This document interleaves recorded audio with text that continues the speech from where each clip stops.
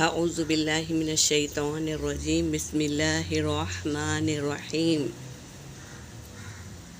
آج ہم قرآن کو کس طرح تجوید الحروف و معرفت الوقوف یعنی پڑھنا اور رکنے کو جانیں گے۔ ورتل القرآن ترتیلا، اور قرآن کو ٹھہر کر پڑھنا۔ ترتیل یعنی قرآن کو ٹھہر کر پڑھنا۔ قرآن کی آیتوں کو پڑھنا اور وقف کیسے کرنا، یہ آج ہم سیکھیں گے انشاءاللہ۔ کوشش کریں گے سمجھنے کی، اور پورا کیسے پڑھتے ہیں آیتوں کو، کہاں وقف کرتے ہیں اور کہاں رکنا ضروری ہے اور کہاں نہیں ضروری ہے، یہ بھی ہم سمجھیں گے انشاءاللہ۔ معنی کے لحاظ سے وقف کی اقسام۔ وقف تام، یہاں پر رکنا کوئی حرج نہیں ہے۔ وقف کافی، یہاں پر دیکھ سمجھ کر ہم کو رکنا ہے۔ وقف حسنہ، اس کو بھی سمجھنا ہے۔ وقف قبیح، اس کو بھی ہم کو سمجھنا ہے۔ سمجھ کے ہم کو وقف کرنے کے طریقوں کو سیکھنا ہے انشاءاللہ۔ کوشش کریں گے اللہ ہم کو سکھا دے۔ پہلے وقف تام، موقوف علیہ یعنی رکنے والا۔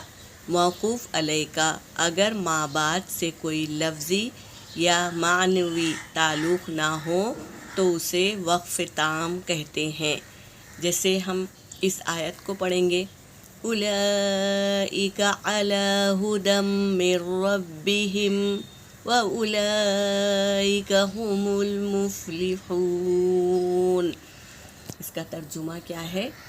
ترجمہ یہ ہے، یہی وہ لوگ ہدایت پر ہے اپنے رب کے جانب سے، یعنی رب کے نزدیک یہی لوگ ہدایت پر ہے، اور یہی لوگ ہم المفلحون یعنی فلاح پانے والے ہیں۔ بات پوری ہو گئی ہے، اور معنی کے اعتبار سے بھی اور کیا ہے، لفظ آیت پوری ہو گئی تو اسے لوٹانے کی بھی ضرورت نہیں ہے۔ معنی کے اعتبار سے بھی اور لفظی اعتبار سے بھی پوری ہو گئی الحمدللہ۔ وقف کافی کسے کہتے ہیں؟ موقوف علیہ یعنی رکنے والے کا اگر ما بعد سے معنوی تعلق ہو اور لفظی تعلق نہ ہو تو اسے وقف کافی کہتے ہیں۔ جیسے میں آیت پڑھتی ہوں،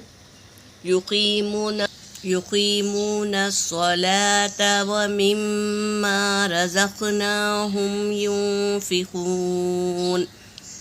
یہاں پر وہ قائم کرتے ہیں نماز، ترجمہ کر رہی ہوں، وہ قائم کرتے ہیں نماز کو اور اس میں سے ہم نے رزق دیا ان کو، ينفقون وہ خرچ کرتے ہیں۔ دیکھو آیت پر لا ہے، اس کا مطلب ہے بات ابھی باقی ہے، ختم نہیں ہوئی ہے۔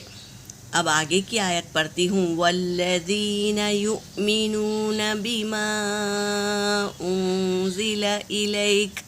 اب میں رک گئی تو کاف کو ساکن کری، میں نے ساکن کی، آیت پر سکون نہیں ہے تو ہم پھر سے لوٹائیں گے۔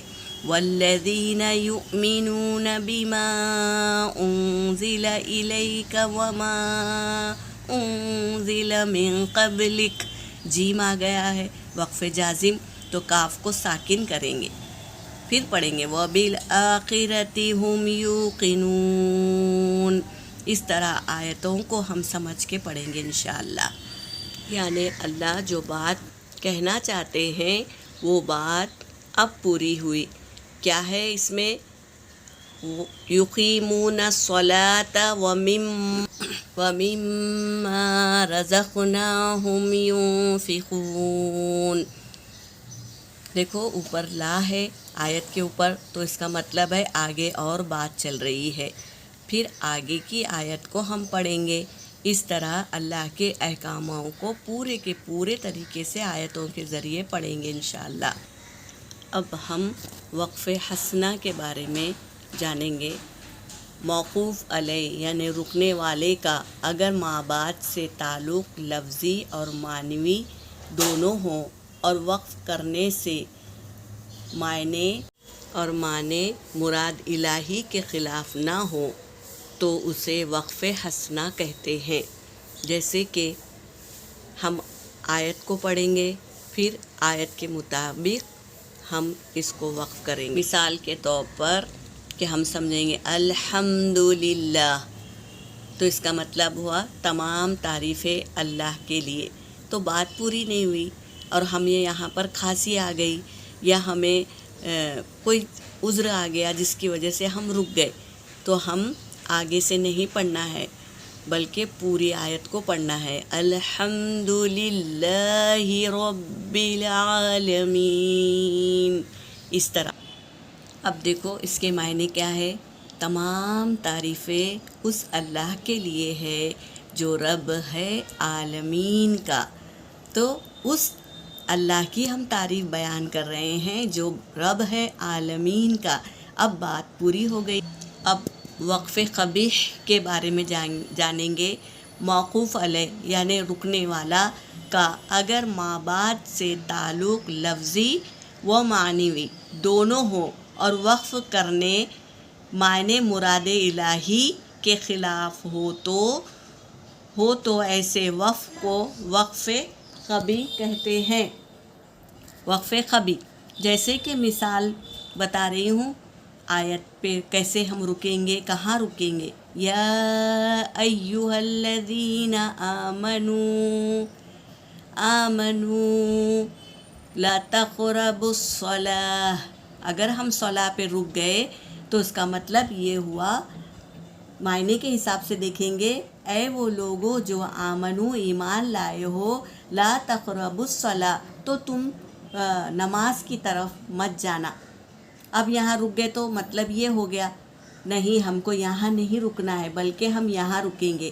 یا ایہا الذین آمنوا لا تقربوا الصلاۃ وانتم سکری۔ تو یہ معنی ہوئے اے وہ لوگوں جو ایمان لائے ہو، تم قریب بھی مت جانا نماز کے جب تم سکرا یعنی نشے کی حالت میں ہو۔